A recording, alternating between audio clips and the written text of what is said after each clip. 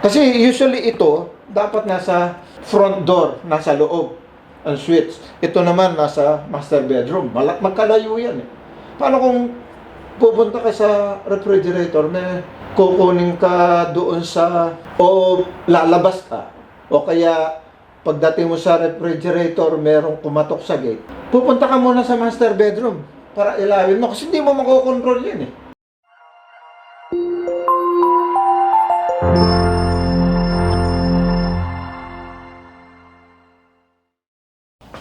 Hello po. Bago lahat, binabati ko lahat po na manigong bagong taon sa inyong lahat. Saan man kayo sa sulok ng mundo. Magandang umaga, magandang hapon, magandang gabi po.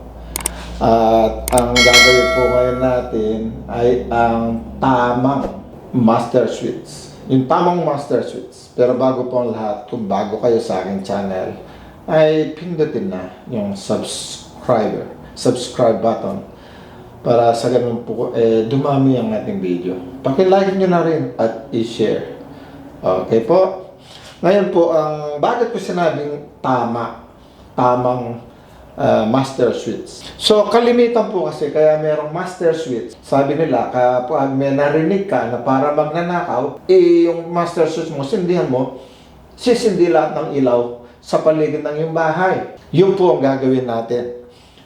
Para sa mga kala mo may magnanakaw, para hindi ka kakaba-kaba, magkuhan tayo ng tamang master switch.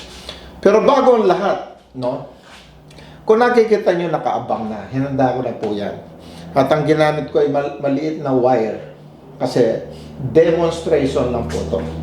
Kung mapapasin nyo, karamihan po, pag gumawa sila ng light, merong kadugtong na mga switch sa tapat. Yun po ay madaling pagdedemo. Pero ang ginawa ko, isa na lang doon, papaliwanag ko kung paano, no?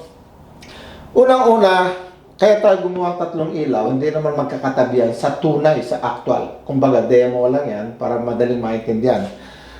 Para sa akin, halimbawa yung light number 1, nilalagay yan sa bungad ng bahay, sa gate, sa entrance, o sa pinakabungad.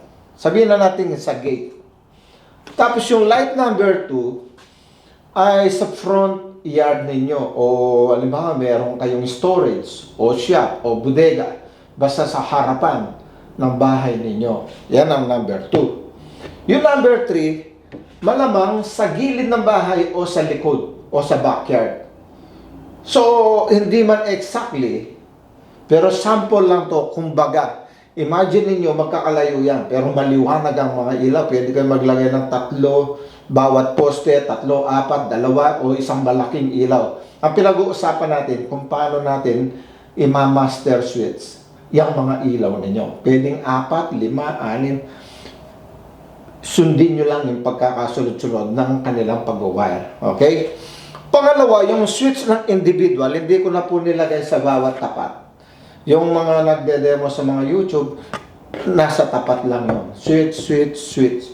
Ako, inis ako dito kasi kalimitan, yung mga switch ng labas ng bahay, nilalagay natin sa front door natin sa loob. Diba, may living room tayo, yung front door, yung paglabas-pasok, nandun lahat ng maraming switch, diba? May switch dyan sa living room, switch sa dining, switch sa labas, switch sa gate. So, kunyari ito living room. Okay, living room. May 3 switch sa 3 ilaw. Yung master switch, nasa master bedroom. Hindi bali kung gaano mang kalayo yan sa living room, basta ilagay sa master bedroom. Kaya nga master switch. Para madali mong masindihan, mapatay, basta nasa master bedroom. Di ko alam kung paano ang construction ng inyong bahay, basta yan nasa master bedroom. Okay? So, magkakalayo yan sa actual na pag-layout o paglalatag o pag-instalasyon, magkakalayo po yan. Kanya lang sa demo, madaling tingnan kasi nga, minamadali nila gawin. So, unahin natin kung paano tayo magkoconnect, ano? Ito yung master breaker, yung switch breaker. Galing na yan sa kuryente sa labas.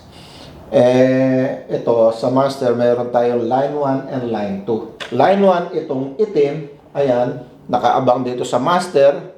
Yung line 2, ipinadaan ko lang dito, pero actually, sa tunay na, sa actual, diretso yan. Diretso, hindi yan kukonect dito sa mga switch o sa master, diretso yan dun sa mga ilaw. Ngayon, merong nakaabang dito, tinago ko muna. Malalaman, mamaya paliliwanag ko kung para saan yun. Ano? Ang maintindihan muna natin yung line 1, line 2. Line 1, nakaabang muna. Line 2, punta muna tayo sa mga ilaw. Punta tayo sa pinakahuli. Huling i-connect ninyo sa ilaw ninyo. Diba? Sa likod bahay o side ng bahay. Ito, line 3. Kumuha ako dito. Kung napapasin nyo, inabang ko na yung dalawa. Line 1 and line 2. So, number 3 muna tayo. Pagduktungin natin yung parehong white. Ano? Ayan. Imbis na tape ang gagamitin ko para madali, wire nuts na lang. Ayan. Para madali ko rin tanggalin mamaya. Ayan. Makikita nyo, ano? I-connect ko ito. So, light number 3. Ang light number 3, magkakaroon ng return yan para umilaw. Dadaan ng kuryente kasi. So, itong nakaabang, tatawagan natin to na return. Kaya lang, ginawa ko ng blue para meron tayong tanda. Basta ang light number 3, ang return niya ay blue. Okay? Ayan. Nadugtong na natin ang light number 3 o back sa backyard o sa side ng inyong bahay at isara na natin ito. Mamaya lagyan natin bumbilya. Ayan. Higpitan lang natin kung para hindi gagalaw-galaw. Tsaka pag nagwa-wiring kayo, mahalaga yung mahigpit, ano, lalo na doon sa kung magte-tape kayo, sa Pilipinas kasi tinetape, higpitan ninyo. Na kung natin na blue ang return niya. Punta tayo sa switch. Papunta sa switch yung blue. Ayan. So, eto ang blue. Ilayin natin para medyo hindi siya mahirapan. Ayan. So, ang blue, yun. Tandaan na lang natin, switch yan. Pero mamaya tayo pumunta sa switch. Basta tandaan natin, ang light number 3 ay blue on return, okay? So ngayon, light number 2 tayo. So ito, magiging dalawa na kasi ito at saka ito pagdudugtungin. So tatlo na sila magdudugtong. Diba? Kailangan kasi magkakadugtong yan eh. Yung white eh. Yan ang line number 2. Basta white dito sa main o sa mga ilaw nyo, yan ang line 2. Itong black, ito yung magiging retard. O, ngayon, itong light number 2, green na ang kulay. Diba? Para matandaan lang natin. Hindi naman kailangan bumili din kayo ng green na kuryente. Pero kung may pambili kayo, mas maganda para madaling tandaan. Magastos nga lang. Ayan. So, ang light number 2 o front yard o storage o bodega ninyo ay green ang return niya. Okay? Ngayon, takpan na natin at tigpitan. Sa ganon, hindi gagalaw-galaw. Ayan. Tapos na tayo sa number 2. Ang number 2, green, di ba? Ang number 3, blue. So, ayun ang green. Kunin na natin ang green. Ayun. Ang number 1, ganun din. Pareho din. Dugtungan lang natin yung line 2 at saka return. So, dito dalawa din siya. Yung dito, dinugtong lang. Kasi yung dito, nakadugtong na dito. Ito, dudugtong din sa 1. So, tatlo din sila dito. Ayan. Tapos yung return niya pula. Ayan. Para madaling tandaan sa ating demonstration. Ayan. So, sara na rin natin. So, nabuo na natin yung tatlong ima-master switch natin, ano? Pitan natin. Okay. Ngayon, dito sa switch, so ito yung mga return. Tatlo. Yung number 3, yung blue. Number 2, yung green. Number 1, yung red. Kumuha tayo ng switch number 3. Ito, kunyari, ang switch number 3. Kailangan po, pag magmamaster kayo, kailangan nyo ng 3-way switch. Dito kasi sa amin, hindi katulad sa Pilipinas, napakaganda ng mga switch nila dyan. Mga outlet, mga cover, mga switch nila, ang gaganda. Ini-snap lang. Tapos, ang dali mong isasak. Tsaka meron silang nakalagay na line 1, line 3, line 0. Ito, tansyahan na lang. Ang tanging tinatatakal lang nila, itong kulay tanso na tornilyo. Common. Yung common, yun yung neutral, yun yung 0. Pero itong white, line 1, itong dilaw, line 3. Diyan sa Pilipinas, nakatatak yun. Makikita kayo, line 1, line 3, line 0. Yung 0, yung common. Sa blue, i-connect natin sa common. I-screw ko na lang sa gilid. Ayan o, dito lang. I-hook ko lang na ganon. Ayan. Dito sa common, ha. Yan yung return ng number 3. Okay? Napansin nyo, meron ako nakaabang na dalawa. Yellow na naman at saka puti. Traveler. Mamaya, punta tayo dyan sa Traveler. Punta muna tayo sa switch para hindi kayo nalilito. Ito ang switch na number 3, blue. Yung switch na number 2 ay green. Lalagay din natin sa common. Ayun. I-hook ko rin para madali na lang sa green. Para light number 2. Ayun. Higpitan lang natin. Nanginginig ang kamay ko kasi gutom na. Hindi pa ako kumakain. Nagkape lang ako. Ayun, may switch na tayo sa number 2. Yung huli naman yung number 1. Ganun pa rin. Dito sa common. Ayan. I-hook na lang natin din. Kasi pagkatapos ng demo, tatanggalin ko rin yan eh. Hindi naman permanente to dito. Ayan. So, ihigpitan ko ng inginig. Pasensya na. Ayan. So, ngayon, na-connect na natin yung ilaw dito, ilaw doon, may switch na siya, imbis na dito, meron na silang return. Pababalikin yung kuryente sa kanila. Ngayon, meron silang traveler. Color coding. Line 1, white, line 3, dilaw. Ganon din dito. Okay, tatlo sila. Eh, bakit may traveler din dito?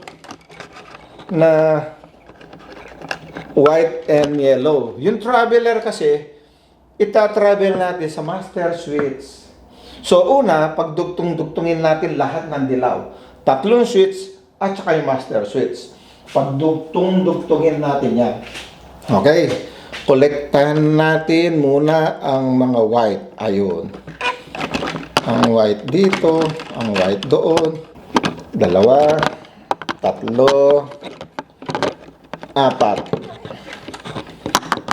Nagkita-kita rin sila.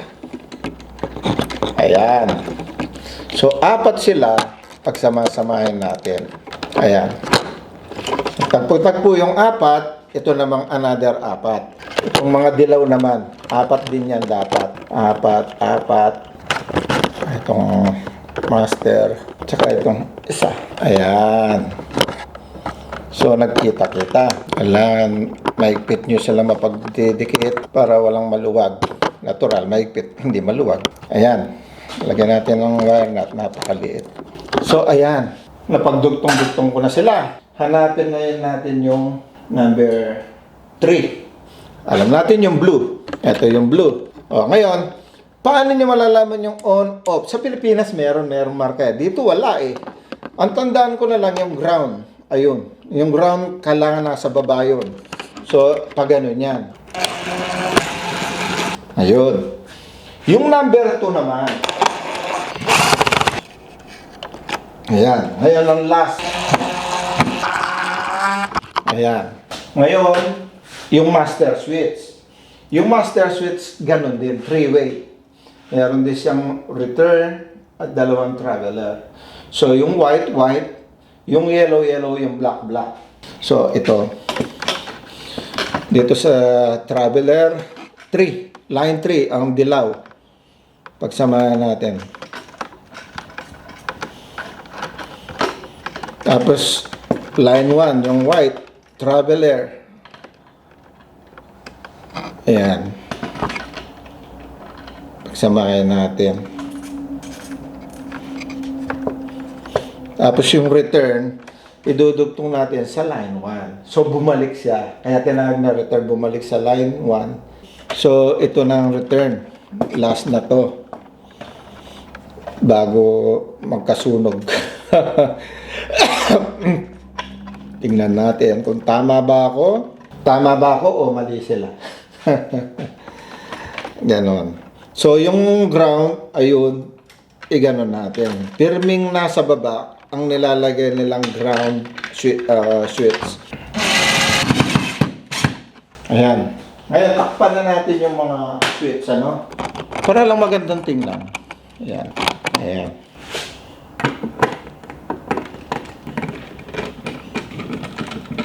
Lagyan muna natin itong bumbilya.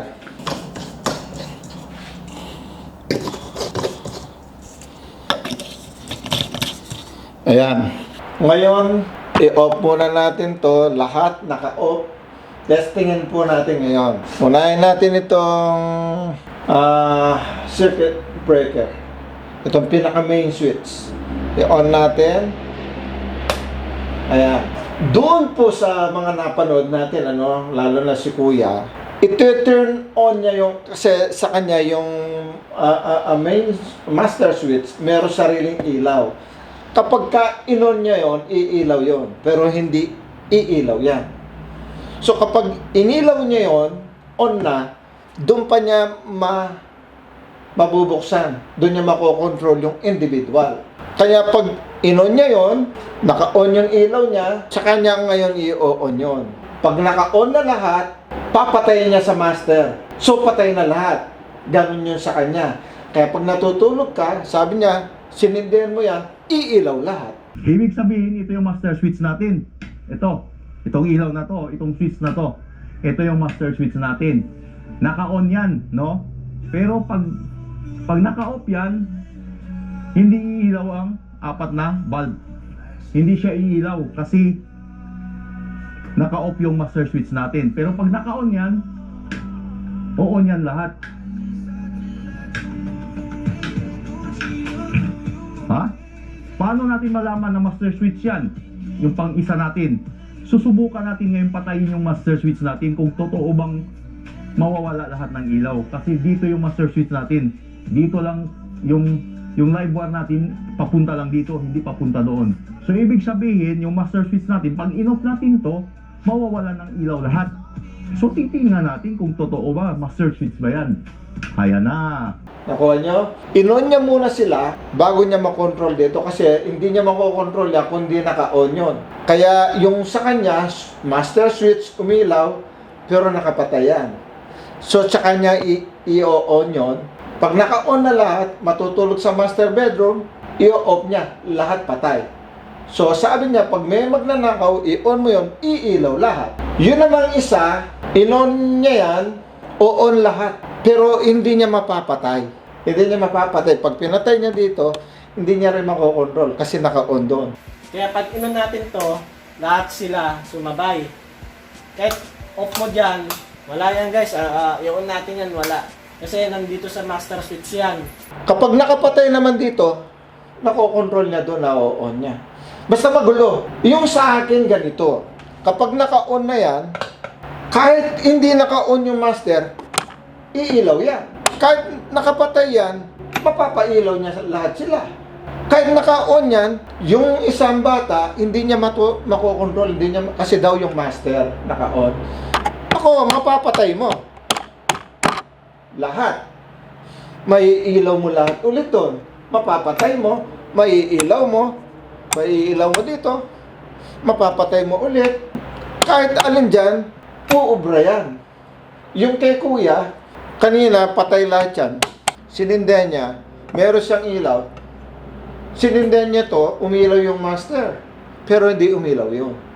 Kailangan, ilawin mo yon at naka-on yun, papatayin niya, mamamatay lahat. Para daw pag pumunta sa bedroom, master bedroom, may magnanakaw, pak! Sabi niya, iilaw lahat. Ang gulo naman, ano? Paano? Kung sinindihan mo to, hindi umilaw yan, at inilaw mo sila, para patayin mo dito, paano pag pupunta ka sa... Kasi usually ito, dapat nasa front door, nasa loob, ang switch. Ito naman, nasa master bedroom. Magkalayo yan eh. Paano kung pupunta ka sa refrigerator, may kukunin ka doon sa... o lalabas ka, o kaya pagdating mo sa refrigerator, merong kumatok sa gate, pupunta ka muna sa master bedroom para ilawin mo kasi hindi mo makokontrol yan eh. Paano yun? Nandun ka na sa front door mo, nandun na yung mga switch. Pupunta ka pa sa master bedroom para ilawin mo lahat. Di ba? Tama yung master niya kasi minamaster niya pero yung purpose niya parang nakakalito. Ito sa akin, patayin mo man yan sa individual, pumunta ka na sa master bedroom, natulog ka, may naramdaman ka, para hindi ka na pumunta sa front door o sa living room, para dito, sindihan mo, makikita mo sino. O kaya, nandun ka sa living room, may kumakatok sa gate, nandun ka na, malapit ka na, sindihan mo yung gate. Kasi ito, kunyari sa gate, ito kunyari sa front door, front yard, ito sa backyard. So pag nasa living room ka, pwede mong controlling kahit alin.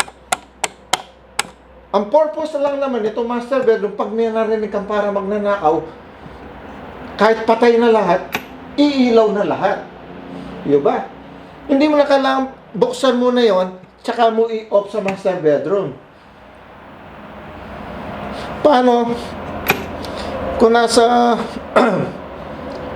living room ka, maliwanag lang, o nagpatay ka na ng mga ilaw, pumasok ka sa bedroom, master bedroom, nakapatay sila, hindi mo makontrol. Kasi kailangan bukas, yung kay kuya. Yun naman kay bata, pag in-on mo, nag-on sila, lumabas ka sa bahay, hinahanap mo magnanakaw, tapos pumunta ka sa front door, hindi mo mapapatay. Kasi daw yung master, sa master mo sila papatayin. Magulo. Ito po, para sa akin, ang tama. Kaya naka-on yan, makokontrol mo individual. Kaya naka-off yan, makokontrol mo individual. Master pa rin yan. Nakokontrol niya lahat. Master pa rin yan. Para sa akin po, ito ang tamang master switch. Kung nagustuhan niyo po yung video ko, mag-subscribe. Sana po may natutunan kayong konti. At paki-like na rin at share. Hanggang dito na lamang po. Mabuhay kayo lahat. God bless. Bye-bye.